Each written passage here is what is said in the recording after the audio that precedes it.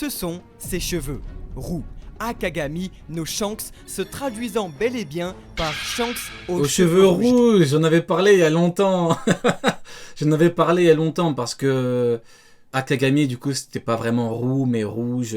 J'en avais justement parlé pour Rock se dit Xebec. Oui. Et non. Tout nous ramène à lui. Et par non Shanks roux. le roux. Oui. Raccourci d'adaptation. Je sais pas s'il y en a qui s'en rappellent quand j'en avais parlé il y a pas mal de temps. Ça nous rajeunit pas, hein, toutes ces conneries. Hein. Dans One Piece Red, le Gorosei s'inquiète de la popularité dangereuse d'Uta, fille de Shanks. Suite à ses agissements sur l'île d'Elegia, le Gorosei décide de tuer la jeune fille en citant « éliminer le problème à la source ». Ce à quoi répond un autre membre par « mais ne fait-elle pas partie de la famille Figerland ?» La famille Figerland. En réaction à cela, les 4 autres étoiles arrêtent immédiatement l'idée de la tuer. En effet, comme nous avons vu, le Gorosei est lui-même le premier serviteur des dragons célestes. Eiichiro Oda utilise un vocabulaire très précis de noms propres pour ces Tenryubito, dans lequel Figerland rentre parfaitement à l'instar de Mjosgard, Yalmak ou encore Roswald. Que des noms frauduleux. Ainsi, des 20 familles ayant fondé le gouvernement mondial, nous en connaissons désormais 3. Les Nefertari, Don Quirote, et les Figerland, dont Shanks serait l'héritier. Cependant, le Gorosei fait erreur, car Uta n'est pas une Figerland. En effet, le Gorosei se trompe.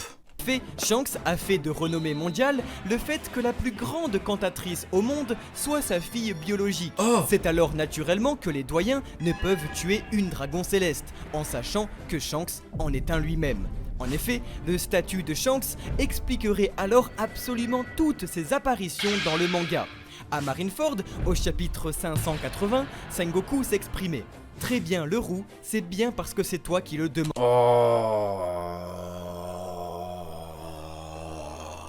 Genre, la marine aurait pu faire quelque chose dans le cas contraire. Alors que c'est cette big fraude de Sengoku qui le dit. Genre, puisque c'est toi. Soulignant que même l'amiral en chef de la marine ne peut questionner ses ordres. Comme si cela ne suffisait pas, Eiichiro Oda surclassa même l'amiral en chef en faisant rentrer Shanks au chapitre 907 chez les 5 étoiles en personne. Geste purement incompréhensible, insensé. Je vais pas rentrer dans le débat et tout. On va continuer avec le Figerland, avec les cheveux rouges, avec Aqualand. On va rester dedans, c'est mieux. On se casse trop la tête. C'est bon, restons dedans. Sengoku est un roi, voilà, on reste tranquille. Et tout bonnement surréaliste, à l'exception d'une seule explication. Shanks n'est pas qu'un pirate, il est un dragon céleste. Voilà, restons dans le... C'est un dragon céleste et Sengoku, voilà. Voilà pourquoi le Gorosei précisa à nouveau « C'est bien parce que c'est toi que nous accordons cette audience ». Maintenant, nous sommes au chapitre 793 et l'amiral en chef Akainu s'agaçait que le Gorosei ne soit que les pantins des Tenryubito. Ryo-sensei va-t-il accepter cela? Non, mais après bon, c'est comme pour le truc du Gorosei qui dit « C'est bien parce que c'est toi ».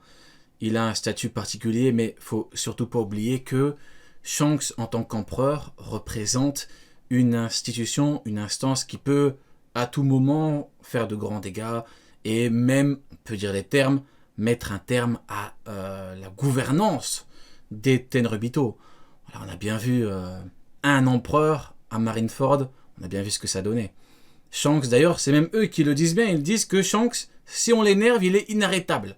Bon. Tenryubito en les observant s'aplatir face au privilège inarrêtable quand même, hein. D'un dragon céleste, Don Quirote do Flamingo. Pourtant, tout comme Shanks, Figerland, déchu, est devenu pirate. En ordonnant donc à la plus haute instance de la marine et du gouvernement, Shanks dispose donc des mêmes privilèges que les dragons célestes. Et rien ni personne ne peut empêcher un dieu d'agir. C'est une dinguerie, hein. Donc le mec, c'est un pirate et il utilise des privilèges de Tenryubito pendant qu'il est pirate. C'est honteux, Shanks. C'est honteux. Genre, t'es un pirate le plus libre, je sais pas quoi, le plus fort. Tu te permets d'humilier un amiral tranquillement. Tu te permets d'arrêter une guerre et tout, mais en fait, tu utilises des privilèges de Tenryubito. C'est chaud. C'était... Shanks, attention. Shanks, t'es le GOAT. Si par malheur, C'est pas malheureux. いずれこの船を降りるって言ってたよな。降りてどうするつもり？ Il est prouvé dans sa vivrocarde que le roux a tout comme deux autres personnages. Non mais bon, pour revenir sur le truc, si je vous pose la question, est-ce que pour vous, ça vous dérangerait si on apprend que Shanks utilise des privilèges de Tenryubito? Dis-moi. Dites-moi plutôt. Qui lui sont étroitement liés, 39 ans. Tenant Momonosuke et Iori dans ses bras 9 ans plus Ah, tard, je sais pas, je me dis c'est chaud. C'est chaud en vrai. Mais bon, pourquoi pas? Oui, c'est pas cohérent. En fait, je sais pas si c'est une question de cohérence. C'est pour l'image. Roger précisait « Ça fait longtemps que je n'ai pas tenu de bébé ». Ce à quoi son second Silver Hailey répondait « Ça rappelle des souvenirs », sous-entendant que les deux hommes ne trouvèrent pas qu'un seul enfant, mais bel et bien comme les deux. Shanks, c'est le médiateur, comme Pascal le grand frère. Oui. Comme avec Ryukyu, tout à fait. Il s'est occupé de le... Ouais, il a un petit peu éduqué, tout à fait. Oui, bon, il est un petit peu... Ouais, tout à fait. Deux petits Kuzuki, deux nourrissons. Ainsi, cheveux rouges et nez rouge, Shanks et Baggy seraient en réalité frères dragons célestes. En effet, la vivrocarde du personnage précise également l'âge très précis de 39 ans pour Baggy. À l'instar du parcours 39 ans, il est à son prime, où il ne va pas tarder à l'être. Attention, Baggy peut à tout moment nous dévoiler un truc de fou. Attention à vous. Peut-être là vous le sous-estimez, mais attention. absurde du clown devenu corsaire puis empereur, qui n'était censé être que de l'humour à la base, Eiichiro Oda a fait un art de métamorphoser des blagues en faits tout à fait sérieux. Et la particularité, osons à nouveau dire la spécificité de Baggy dans le manga, réside dans son nez rouge tout à fait unique. Un nez qui n'en est rien un accessoire, mais Attends, mais ils avaient pas parlé du nez rouge dans une autre théorie, je me rappelle plus. Ils avaient pas dit comme quoi c'est le fils de, je sais plus. Baggy serait le fils de, putain, je me rappelle plus. bel et bien une partie réelle et intégrante de son corps. En Shanks, frère de Baggy, c'était ça? qui prend un sens vertigineux quand nous réalisons que One Piece Gold De Xebec. Ah oui, Xebec, oui. Ouais, je crois que c'était Xebec. Ou alors c'était Shanks et le frère de Baggy. Le nez rouge de Sengoku. Je suis mort. écrit par le maître mangaka en personne, nous offrait la vue de Sainte Kamel, dragon céleste au nez purement bleu, tandis que le reste de son visage était lui tout à fait normal. Une particularité Ouais, donc c'était... non, c'était Baggy, frère de Shanks. Ouais, c'était ça, ouais. Baggy, frère de et Shanks. donc que nous retrouvons Baggy, le fils... Oh, vous êtes relou. Oh, vous êtes chiant. chez un Tenryubito. Enfin, Baggy, tout comme Shanks, n'a tout simplement aucun nom de famille depuis pourtant 25 ans d'écriture. Alors, frère de Shanks, le clown ne serait en réalité autre que sa majesté Saint Baggy Ah, voilà, donc le frère de Shanks, oui, voilà. ainsi lié par une promesse, celle de découvrir Lovetail en Oui, donc, frère de Shanks. Saint Baggy Figureland, oui, bah voilà. Ouais, je me disais bien, mais je suis fou, quoi. Guy Figureland. Ainsi, liés par une promesse, celle de découvrir Lovetail ensemble, les deux frères partageraient en réalité la même D'accord, Baggy serait le frère de Shanks. D'accord, ouais, ok. origine, tout comme le Quel est votre avis dessus? Saint... bon, on va enlever le Saint, mais... Baggy Figureland. Saint carrément, oui. Don Shinjao, arrête de faire semblant, Don Shinjao. Don Shinjao, tu pourras pas toujours utiliser ta carte, ton joker, guerre, pas dû s'entraîner pour me battre. Hein. Des fois, quand tu dis de grosses dingueries, va falloir que tu comprennes, tu peux pas dire ce que tu veux, Don Shinjao. C'est le mec qui abuse. C'est fou que Garp ait dû s'entraîner pour te battre. Hein. même Quelle puissance, Don Shinjao. destin.